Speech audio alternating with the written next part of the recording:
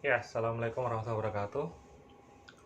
Hari ini kita akan belajar tentang pengantar studi kelayakan bisnis atau proyek ya.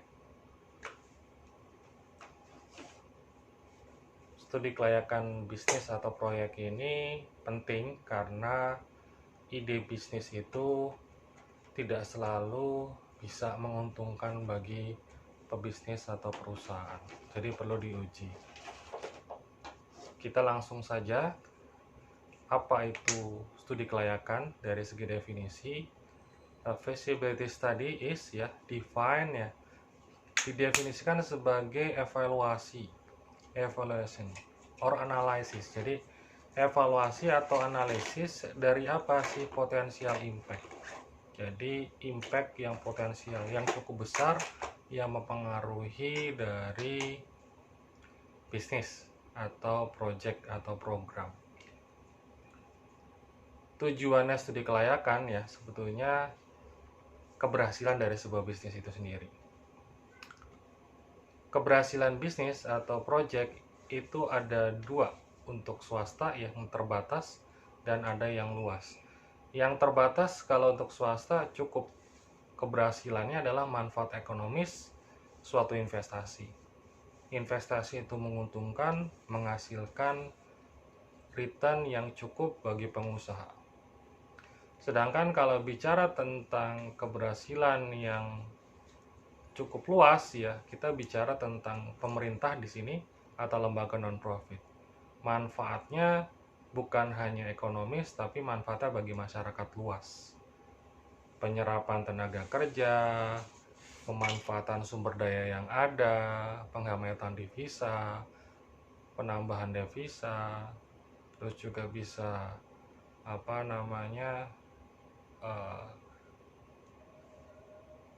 masyarakat sekitar akan juga bisa perekonomiannya bisa tumbuh gitu ya, dan juga bisa sejahtera. Itu tujuan dari studi kelayakan. Dan aspeknya ada ekonomis ya, ada untuk perusahaan itu sendiri, ada manfaat ekonomis juga aspeknya itu bagi negara gitu ya. Itu dalam kondisi ekonomi makro ya. Untuk fiskal negara dapat pajak. Sedangkan kalau misalnya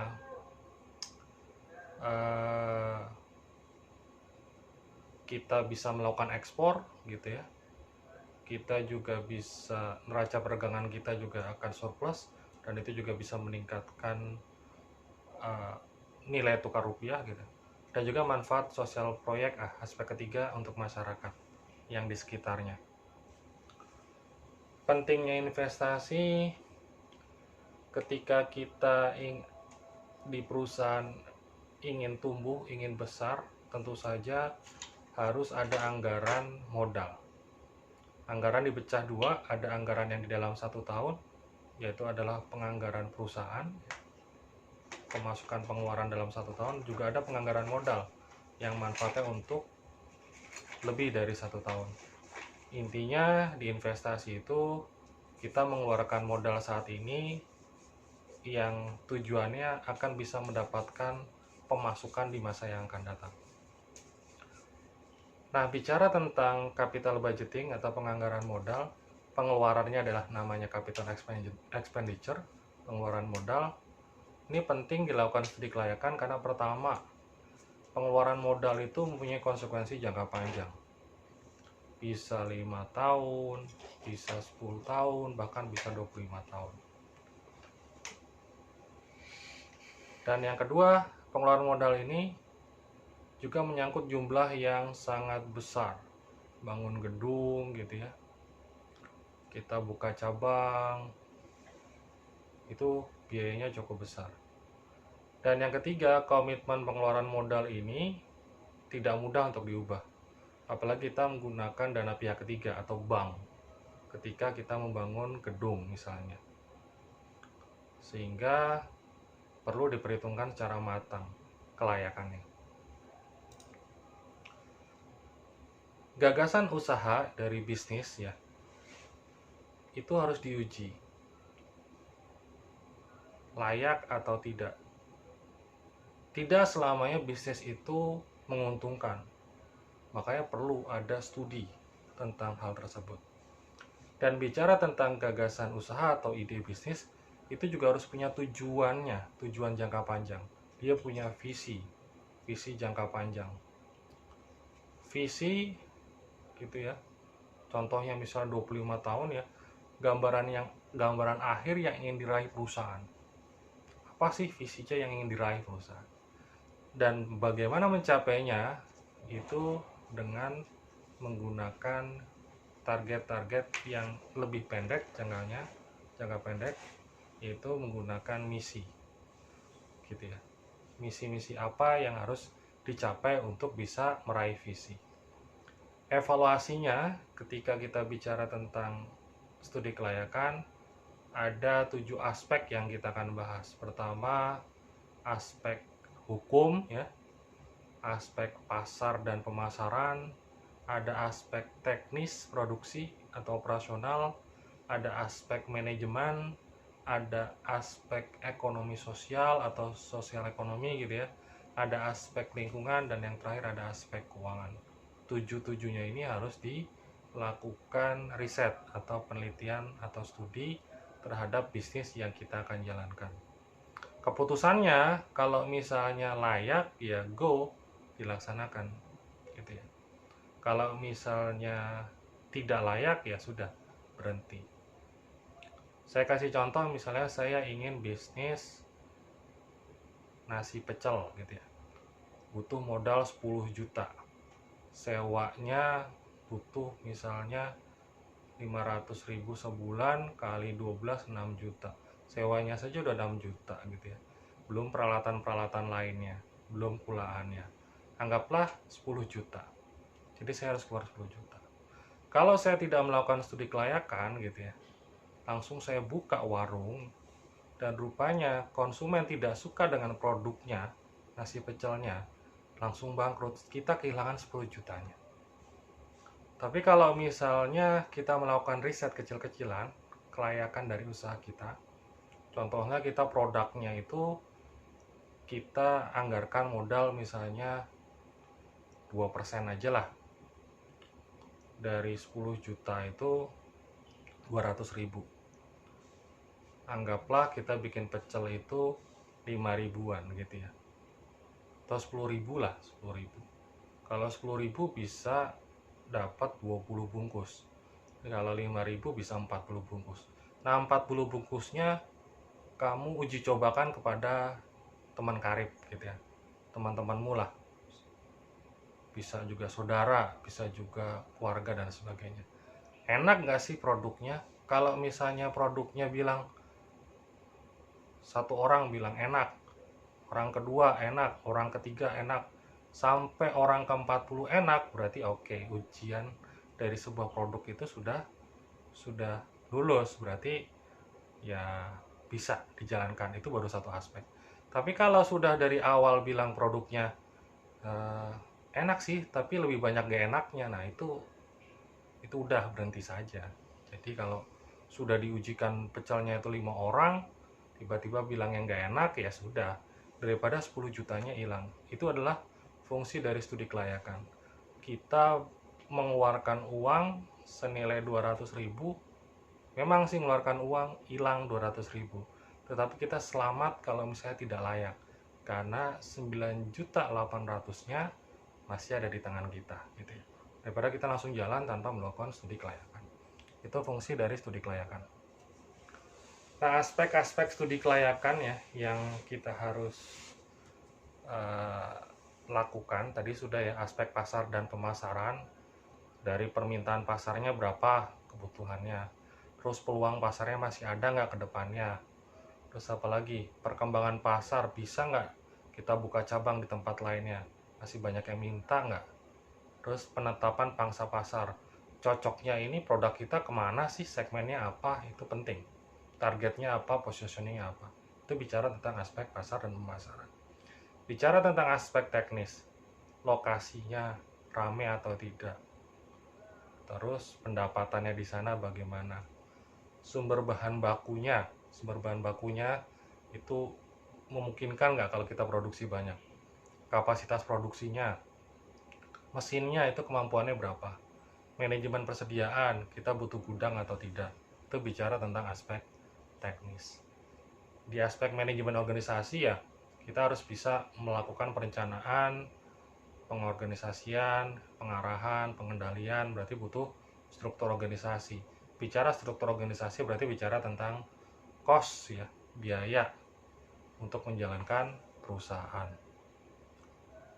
Aspek lingkungan industri, kita juga sebagai pendatang baru ya harus membuat SWOT, ancaman dari pendatang baru gitu ya, seperti kita. Terus persaingan sesama perusahaannya seperti apa, ancaman terhadap produk pengganti ya, produk pengganti. Kita jualan pecel, depan jualan rawon, walaupun beda produknya, tapi jarang orang yang makan rawon makan pecel, kecuali lapar banget gitu ya. Terus yang berikutnya, kekuatan tawar-menawar pembeli, kekuatan dari tawar-menawar dari pemasok. Pemasok juga itu pesaing juga. Kalau pemasok kita diambil alih sama pesaingnya, itu juga berbahaya. Pengaruh kekuatan dari stakeholder lainnya. Jadi teman-teman harus melakukan SWOT juga. Di SDM juga gitu, di manajemen sumber daya manusia. Itu di kategori di aspek manajemen. Gimana perencanaan SDM-nya, analisis pekerjaannya, rekrutmen, seleksi, pelatihan dan pengembangannya, SDM-nya kayak gimana, penilaian kinerja, kompensasinya, biar gajinya, strukturnya gimana, mulai dari direktur sampai staff, bahkan PKWT sekalipun, karyawan kontrak, karyawan outsourcing, itu gimana, karirnya, dan bagaimana proses kalau misalnya pemberhentian atau PHK. Di aspek keuangan, kita membahas tentang kebutuhan modalnya berapa sih, kebutuhan dananya, dan aliran kas masuknya nanti seperti apa, dan biaya modalnya tuh berapa, mulai dari initial cash flow ya, modal untuk membuatnya, gedungnya di awal, dan ada modal kerja, operasional cash flow, itu seperti apa, biayanya berapa. Dan metode penilaian investasi nanti kita akan juga belajar di studi kelayakan bisnis di aspek keuangan, belajar tentang payback period, internal rate of return, IRR, net present value, profitability index, ada break even point, dan sebagainya. Profitability index kurang lebih sama dengan benefit cost ratio. Di aspek yuridis, kita bentuk badan usahanya apa, identitas pelaksana bisnisnya tuh siapa, pribadi atau perusahaan, terus waktu pelaksanaan bisnisnya kapan, cara pelaksanaan bisnisnya gimana, peraturan dan perundang-undangannya, izinnya juga harus diperhitungkan. Di aspek lingkungan, kita bicara tentang pentingnya AMDAL, peraturan perundangan tentang analisis dampak lingkungan, dan komponen AMDAL itu apa saja yang harus kita pelajari. Intinya adalah tahap-tahapnya, kita mengumpulkan data ya, terus datanya kita olah, yang kedua, yang ketiga dianalisis datanya, yang keempat diambil keputusan. Kalau tidak layak, dibatalkan langsung. Nah, pengambilan keputusan ini kalau misalnya layak, direkomendasikan baru dilaksanakan. Kenapa direkomendasikan? Karena kalau ini proyek hanya cuma satu, layak laksanakan. Tapi kalau misalnya ini kita bicara tentang perusahaan itu punya beberapa departemen, dan setiap departemen itu butuh investasi jangka panjang gitu ya, atau penganggaran modal, ada banyak nanti yang masuk ke bagian penganggaran ya, mana-mana yang butuh didanai. Karena uang perusahaan terbatas, makanya kita memilih gitu ya, memilih dari yang layak tersebut gitu ya, makanya masih direkomendasikan. Misalnya direkomendasikan ada 10, tapi dananya kita cukup hanya untuk 3 project, makanya 3 yang terpenting kita dahulukan, dilaksanakan. Lanjut lagi ya, sebetulnya studi kelayakan bisnis itu dibutuhkan bagi usaha-usaha seperti apa sih? Yang pertama, usaha yang investasinya besar gitu ya, investasinya besar, tetapi kita nggak tahu nih pendapatannya karena kita masih belum melakukannya, question mark bahasanya. Jadi bikin jalan tol biayanya besar, kita nggak tahu masyarakat mampu nggak untuk eh, apa namanya membayar tarif tol yang ada. Nah, itu butuh studi kelayakan dan cukup besar nilainya. Juga bukan hanya seperti itu ya. Kalau kita ekspansi juga, kalau misalnya kita juga butuh produk baru, inovasi baru, itu juga butuh studi kelayakan. Jadi studi kelayakan dibutuhkan ketika awal mulai dan juga ketika pada saat di puncak kita ingin turn around, kita ingin balik arah ke atas lagi. Perlu inovasi apa, perlu ekspansi kemana, itu juga dibutuhkan di studi kelayakan. Kalau enggak ya mati, karena bicara tentang siklus produk ya, mulai dari awal tumbuh, dewasa, puncak, nanti akan turun. Itu kalau tidak ada inovasi, kalau misalnya tidak ada ekspansi, kita stuck atau berhenti, bahkan bisa turun dan akhirnya mati perusahaan kita. Nah, eh, studi kelayakan itu yang kita lakukan bisa nggak sih gagal gitu ya dalam pelaksanaannya? Ya bisa saja, karena bisa saja kita melaksanakan studi kelayakan itu karena kesalahan dari merencanakan, kesalahan dari menaksir pasar, memperkirakan teknologi gitu ya. Rupanya kita memperkirakan teknologi menggunakan software ini, rupanya ketika kita melaksanakan teknologi sudah berubah. Memperkirakan kebutuhan tenaga kerja, dikirain tenaga kerjanya cukup beberapa orang, rupanya membengkak gitu ya. Ada faktor lingkungan kayak ekonomi, sosial, politik gitu, dan inflasi itu juga mempengaruhi juga, dan sebab-sebab di luar dugaan. Dan bicara tentang tujuan studi kelayakan ya, salah satunya juga untuk menghindari agar penanaman modal itu apa ya, bermanfaat ke depannya. Karena kalau sudah terlanjur uangnya ya tidak bisa kita batalkan, apa salah satu pihak itu harus apa namanya efeknya jangka panjang pasti. Dan ketika kita sudah menanamkan modal gitu ya, ternyata tidak menguntungkan, ya kerugian jangka panjang yang kita akan dapatkan. Nah, di bisnis project cycle ya, teman-teman harus paham bahwa bisnis itu ada perencanaan, ada pelaksanaan. Nah, studi kelayakan itu dalam planning, dalam perencanaan. Gitu ya. Pertama, perusahaan harus punya goal, harus identifikasi tujuannya apa. Terus yang kedua, mencari informasinya. Dengan cara mencari itu kita memperlakukan preparation, persiapan. Terus kita melakukan analisisnya, terus melakukan appraisal, penilaian kelayakan. Nah, ini studi kelayakan ada di sini. Setelah itu dievaluasi. Kalau misalnya nggak layak, bisa kita lakukan studi kelayakan ulang. Tapi kalau layak, implementasi. Itu baru masuk ke doing. Implementasi sebuah proyek. Terus ketika sudah jalan, sudah jadi gedungnya, ada project operation. Jadi operasional dari sebuah proyeknya itu. Operasional dari sebuah gedungnya. Terus dikontrol, dikendalikan, dimonitoring, diawasi, dievaluasi lagi, baru nanti kita ingin buka atau bangun gedung di mana lagi, kita bikin goal lagi. Nah, itu putaran atau siklus dari bisnis project cycle.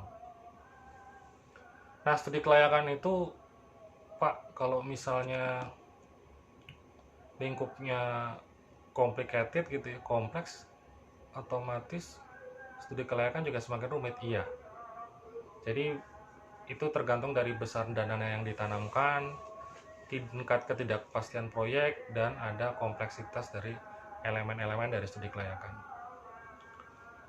Common rule-nya, jadi aturan yang berlaku umum, jangan menjalankan bisnis tanpa studi kelayakan dilaksanakan terlebih dulu, karena itu bisa merugikan seluruh dana yang ada. Biaya studi kelayakan itu ya normalnya kurang lebih 20% dari perencanaan bisnis. Dari perencanaan saja, bukan dari seluruh bisnis. Jadi kalau misalnya dari 100% itu biayanya untuk pembuatan bisnis, perencanaan yang mungkin biayanya hanya 20% ya. Nah, 20% dari 20%-nya itu sekitar 4%. Makanya studi kelayakan itu antara 2-5% lah itu biayanya. Lebih kecil sebenarnya lebih bagus. Tetapi jangan sampai biaya yang kecil itu mengurangi detailnya dari sebuah studi kelayakan. Jika proyek menunjukkan layak ya visible, maka baru kita bikin business plan atau perencanaan bisnis. Dan itu disusun sepenuhnya, full. Oke, yang terakhir kita bicara tentang pihak yang berkepentingan di studi kelayakan ya. Di aspek pasar, aspek teknis, aspek lingkungan industri, aspek manajemen, aspek keuangan, aspek lingkungan, aspek yuridis gitu ya. Nah, untuk pertama di pelaku bisnis dan investor ya, ini tentu saja karena berorientasi profit dan menambah kekayaan, terutama untuk pemilik modal, maka pemilik modal sama investor sama pihak ketiga butuh hitung-hitungannya, butuh kelayakannya. Sedangkan kalau bagi bank sendiri, kreditur ya, adanya keamanan dari dana yang disalurkan. Jadi kalau saya sebagai bank, ketika saya memberikan pinjaman, saya ingin uang saya aman, makanya saya butuh dokumen studi kelayakan proyeknya, sehingga terjamin pokok pinjaman dan bunganya. Di pemerintah ya, ini penting juga melihat studi kelayakan itu untuk perluasan kesempatan kerja ya, terus penghematan devisa, pendapatan masyarakat tentu saja. Dan masyarakat bisa, tentu saja kehidupan masyarakatnya bisa lebih sejahtera dan lebih positif ketika proyek itu datang, seperti itu. Mungkin itu saja untuk pengenalan dari studi kelayakan ya. Semoga bermanfaat. Sekian, assalamualaikum warahmatullahi wabarakatuh.